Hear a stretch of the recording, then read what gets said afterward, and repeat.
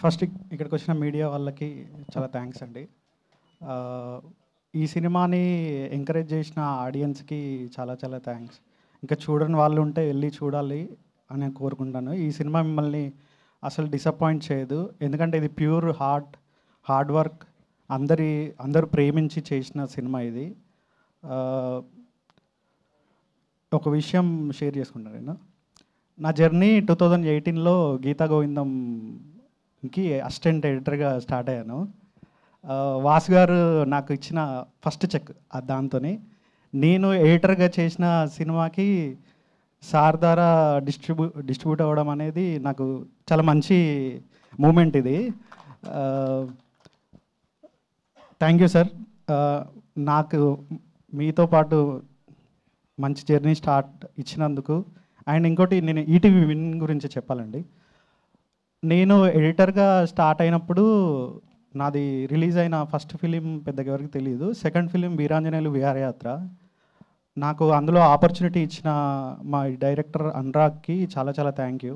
ఎందుకంటే ఆ సినిమా వల్లనే నాకు మొన్న లాస్ట్ వీక్ రిలీజ్ అయిన ప్రీ వెడ్డింగ్ షో, ఇప్పుడు రిలీజ్ అయిన రాజు వెడ్స్ రాంబాయ్ వచ్చాయి. నన్ను ప్రొడ్యూసర్ రాహుల్ గారికి రిఫర్ చేసినందుకు, నన్ను నమ్మి నాకు ఈ ప్రాజెక్ట్ ఇచ్చినందుకు రాహుల్ గారికి చాలా చాలా థ్యాంక్ యూ. ఇప్పుడు నేను ఇక్కడ మెయిన్గా ఉండి మాట్లాడుతున్నానంటే నా జర్నీలో మెయిన్ పార్ట్ ఈటీవీ విన్నే. ఎందుకంటే ఈటీవీ విన్ వల్లనే నేను బయట ప్రొజెక్ట్ అయ్యాను. అంటే మంచిగా చేస్తున్నాడు అని దాని ద్వారానే నాకు ప్రాజెక్ట్స్ వస్తున్నాయి. Thank you sir. నేను ఈ విన్ని ఎప్పటికీ మర్చిపోను. నా జర్నీలో చాలా ఇంపార్టెంట్ ఇది. Thank you sir. Nithin sir,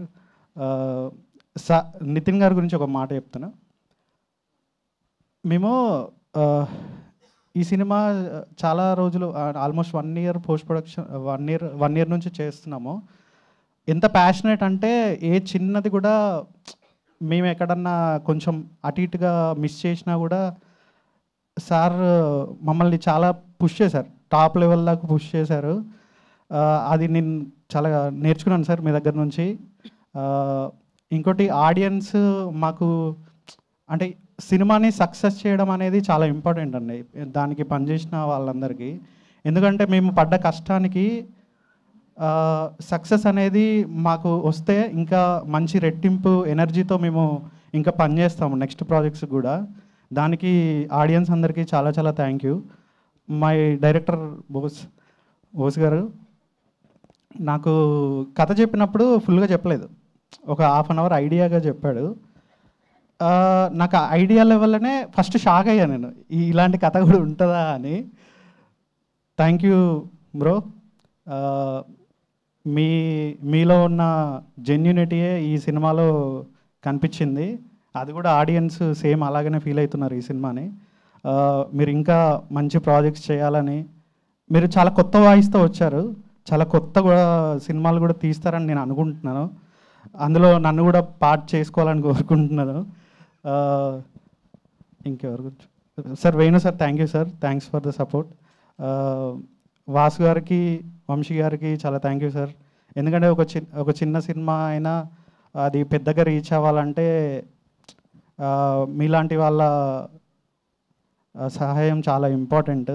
ఎందుకంటే అది అంతగానం రీచ్ అయితేనే మళ్ళీ మాలాంటి వాళ్ళకి చాలా వాల్యూ యాడెడ్ అవుతుంది. థ్యాంక్ యూ అండి, బాగా మాట్లాడారు.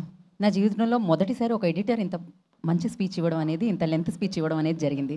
So thank you so much Naresh garu. And we have a Q&A session అనమాట. అందుకని మనం